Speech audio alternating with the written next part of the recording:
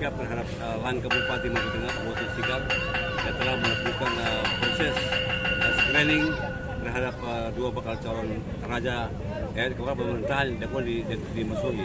Itu adalah sangat kontradiktif dengan apa yang telah dilakukan bahwa telah dilakukan orang sebagai raja itu pada tanggal 4 Februari 2019, sehingga langkah ini merupakan langkah sikap masyarakat adat yang beliau terhadap sikap bupati yang sangat arogan terhadap beliau sebagai negeri adat.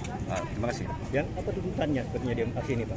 Tentu meminta supaya Bupati Maluku Tengah harus datang ke beliau beraudiens dengan masyarakat adat itu sehingga hal ini dapat terselesaikan dengan baik. Maksudnya selesaikan dengan baik ini gimana? Melantik yang sudah menjadi tentu bahwa sesuai pengukuhan adat bahwa hubungan orang sebetulnya disebutkan sebagai adat maka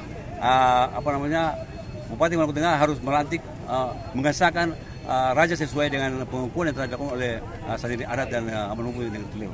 Ya. Terima kasih. Terima kasih. Jadi kalau Pak Bupati belum datang ini belum dibuka? Belum dibuka, tentu belum dibuka. Tapi Pak, mediasi itu tentu meminta klarifikasi dari Bapak Camat Salau itu terkait beliau ada Camat Salau itu ada panitia pembina pemilihan di Kecamatan Salau itu. Tentu masyarakat yang itu menanyakan langsung terhadap camat kenapa langkah ini harus diambil. Langkah yang diusulkan kepada Bupati untuk melakukan proses pemilihan dan screening yang dapat dimaksui. Gitu. Lalu tanggapan dari Camat sendiri?